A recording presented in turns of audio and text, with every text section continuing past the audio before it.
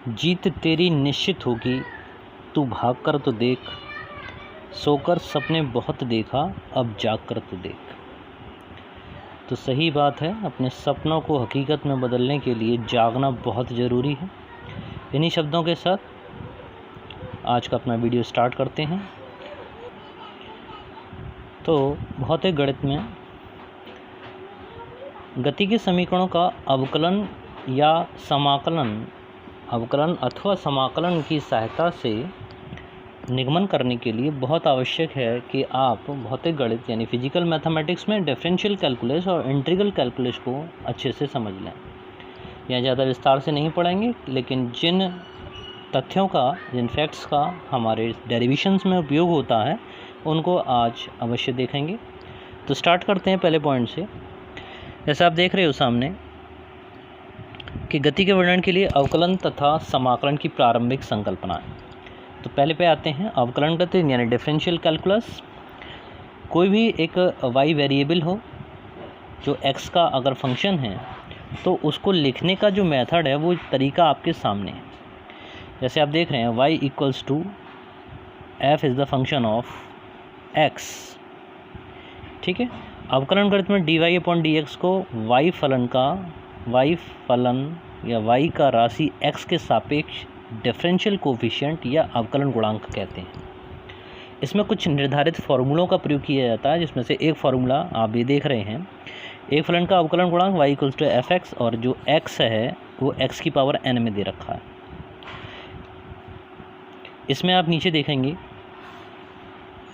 कि जब आप जहाँ x का y के जो फंक्शन x है y है, ठीक है, उसका x के सापेक्ष अवकलन करते हैं तो जो फंक्शन है उसको आप लिखने का मेथड आपके सामने है। कैसे लिखा जाएगा? dy upon D upon D x में y की वैल्यू प्लेस कर दी जो f(x) के बराबर है, और f(x) की वैल्यू x की पावर n के बराबर है। ठीक है, अब इस पद पर ज़रा ध्यान रखिए। ये वाला जो स्टेप है, ये स्टेप आपसे ये कह रहा है कि जो भी पावर दे रखी हो, जैसे x की पावर n है तो जो भी पावर दे रखी होगी उस पावर को आप आगे लिखेंगे, यानी पावर n आगे आएगा, और फिर उस x की पावर में से एक पावर -1 कर दिया जाएगा। इस तरह से यहाँ पर एग्जाम्पल को देख सकते हैं, d upon D x x की पावर 7। ठीक है, तो पावर जो घात थी, जैसे यहाँ पर n था, n की जगह यहाँ पर 7 है तो 7 आगे आएगा, 7 x की पावर 6, और 7 में से एक कम कर दिया जाएगा तो x की पावर 6 रह जाएगा। इसी तरीके से x की पावर √2 तो √2 को आगे लेके आएंगे आप। ठीक है, और उस √2 में से -1 कर देंगे तो ये इसका अवकलन कहलाएगा कि आपने इसका अवकलन कर दिया। इसी तरह से अगर माइनस में कोई पावर दे रखी है तो उस पावर को आप आगे लेंगे, और आप जानते हो कि जब -5 दे रखा है उसमें से एक कम करेंगे तो -5 और -1 कितना हो जाएगा आपका? -6 हो जाएगा। तो इस तरीके से 5x की पावर -6। ठीक है, आगे देखते हैं। सेकंड, एक नियतांक कांस्टेंट का अवकलन गुणांक। अगर कोई एक कांस्टेंट आपको मिलता है जिसमें x नहीं है तो उस स्थिति में क्या करेंगे? उस स्थिति में जैसे स्पष्ट आपको दिखाई दे रहा है कि वो पद क्या हो जाएगा आपका? 0 हो जाएगा, 0 हो जाएगा। ठीक है, इसमें कोई भी x का पद नहीं है तो ये पद आपका 0। थर्ड में देख लीजिए, नियतांक तथा फलन के गुणा का अवकलन। अगर इन दोनों का मल्टीप्लाई हो रहा हो, यानी कांस्टेंट दे रखा हो और उसके साथ में जो फंक्शन है वो दे रखा हो, तो क्या होता है कि जो कांस्टेंट है वो बाहर ले लेते हैं और अंदर जिस तरीके से आपने ऊपर समझा उस तरीके से x का सापेक्ष अवकलन करते हैं, उसका मान निकालते हैं। इसको समझते हैं उदाहरण से। उदाहरण आपके सामने है, यदि y इक्वल्स टू 8x की पावर 7 है। ठीक है, तो उदाहरण में बहुत अच्छा क्लियर हो जाएगा। तो x की पावर 7 है। अब यहाँ पर जो है, जो c का जो काम कर रहा है, ठीक है, c का काम कौन कर रहा है? यहाँ पर 8 कर रहा है ना, और u का काम यहाँ पर x की पावर 7 कर रहा है। तो उस स्थिति में जो कांस्टेंट है, जैसे लिखा था c को आप बाहर ले लेंगे तो c जो है आपका बाहर आया। c को जब आप बाहर ले लेंगे, c का मतलब 8 को बाहर लिया, और अंदर जो रह जाएगा वो आपका क्या रह जाएगा? d अपॉन डी एक्स, और x की पावर कितना? 7। तो इसका जब आप डिफरेंशियल करेंगे तो अब 8 से तो कोई आपको मतलब नहीं, 8 तो बाहर है, फ्री है। ठीक है, आगे जो 7 दिखाई दे रहा है वो पावर आगे 7 आएगा, और उस 7 में से एक माइनस कर दिया जाएगा, यानी कितना रह जाएगा? 6 बचेगा यहाँ पर। 7 का 8 के साथ मल्टीप्लाई कर दो, 8 7 या 56 और x की पावर आपके सामने होगा 6। तो इस तरीके से डिफरेंशियल किया जाएगा। एक और उदाहरण देखते हैं। जैसे दे रखा पुनः यदि अगर y की कोई वैल्यू दे रखी है तो y इक्वल्स टू देख रहे हैं आप सामने कि -5 x की पावर -5, ठीक है। तो -5 किसका काम कर रहा है, c का काम कर रहा है, c इक्वल्स टू -5 है। तो जब आप उसका डिफरेंशियल करेंगे dy/dx करेंगे तो जो -5 है वो तो एज इट इज़ बाहर, ठीक है। अब जो पावर दे रखी है वो पावर आगे लेनी है यानी मल्टीप्लाई होना है और x की पावर में से -5 -1 कर देंगे, ठीक है। उस -1 में -5 का आप मल्टीप्लाई कर दीजिए, प्लस का 25 हो जाएगा और x की पावर आप देखेंगे ये -5 और -1 -6। तो इस तरह से 25 x की पावर -6 होगा। तो इस तरह से ये आपने देखा कि किस तरह हम डिफरेंशियल करते हैं। अगर x की पावर n दे रखा हो, n का मतलब कोई भी संख्या दे रखा हो, होता है पॉजिटिव और नेगेटिव, ठीक है।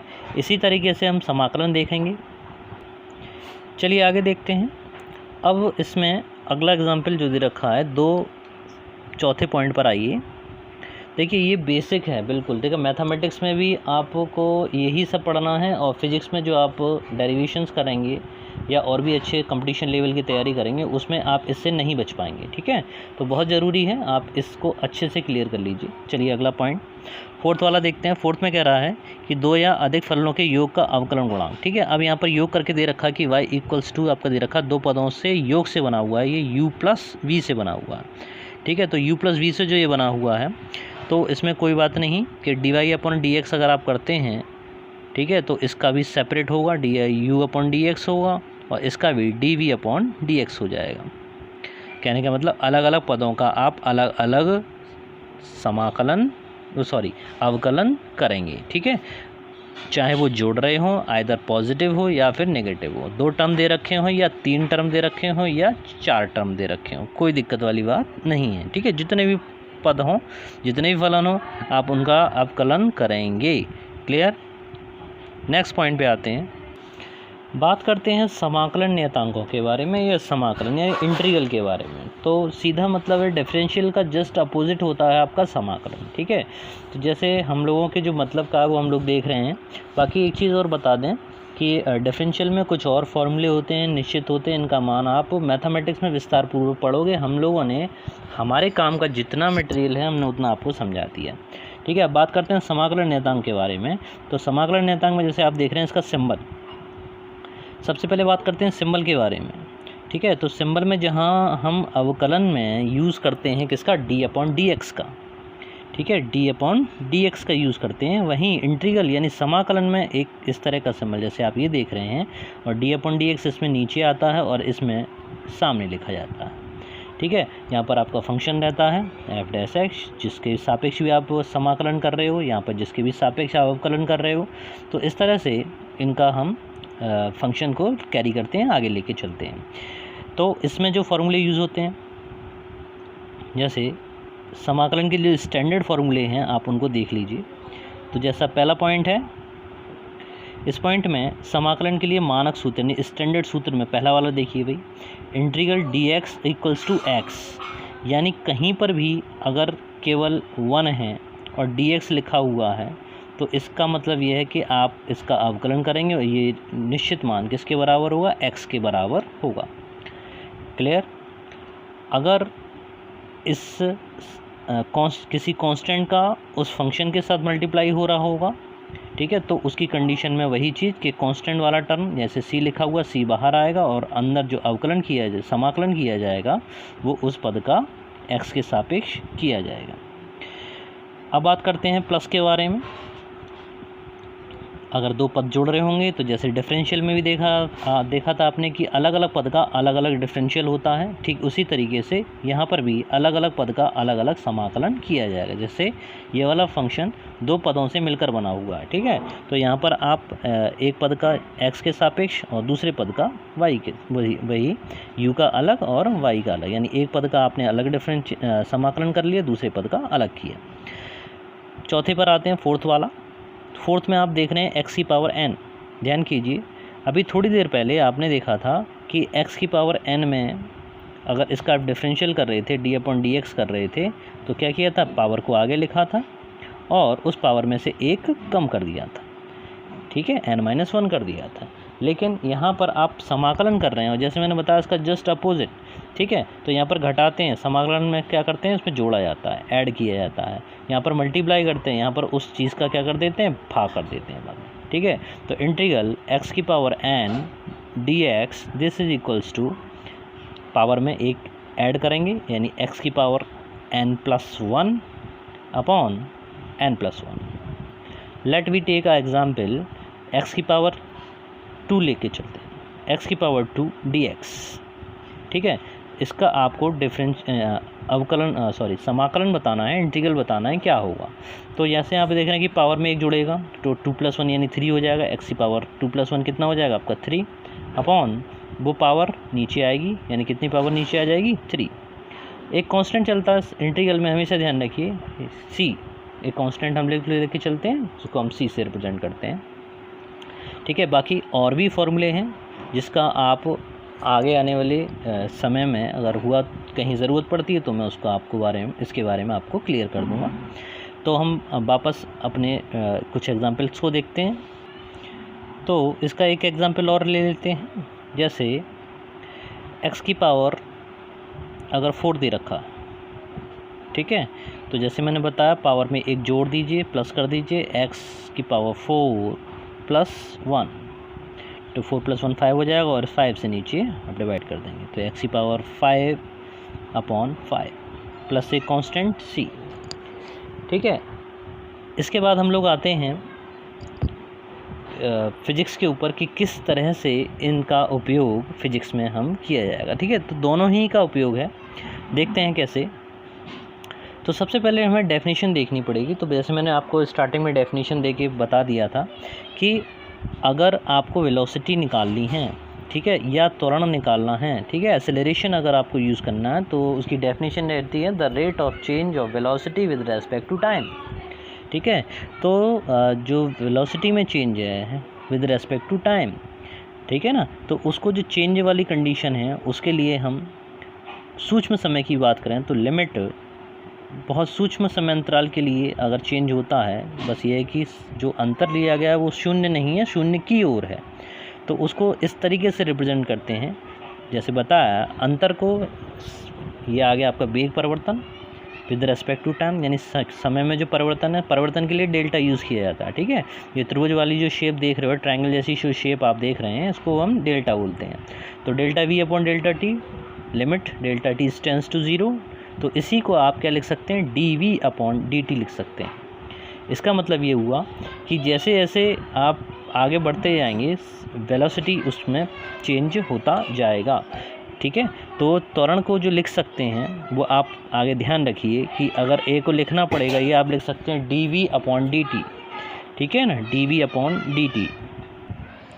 तो इस तरह से हमने देखा त्वरण को आप dv/dt लिख सकते हैं। अब बात आती है कि कलन विधि से, यानी derivation of equation of motion using calculus method, ठीक है। ग्राफी विधि से मैं वीडियो पोस्ट कर चुका हूँ। अब जो हम लोग काम कर रहे हैं वो कैलकुलस मेथड से हमें वही गति के तीनों समीकरणों का डेरिवेशन करना है, ठीक है। तो आपने अब तक ये समझा कि किस प्रकार त्वरण को dv/dt लिखा जा सकता है, ठीक है। अब इसे dv/dt से अगर वैल्यू निकाली जाए तो you can write also as like that dv equals to a/dt, ठीक है। अब क्या करेंगे, ये प्रथम समीकरण का निगमन हम लोग कर रहे हैं।